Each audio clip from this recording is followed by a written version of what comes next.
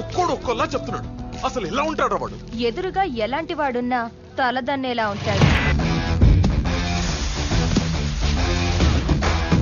ఎవడ్రా వీడు? కోస్తే కిలో మాంసం కూడా లేదు నీ బాడీలో, సన్నగా ఉన్నావు. ఏంట్రా నీ ధైర్యమా? కరెంటు వైర్ కూడా నాలాగే సన్నగా ఉంటదిరా, కానీ టచ్ చేస్తే దానమ్మ షాకే సాలిడ్ గా ఉంటది.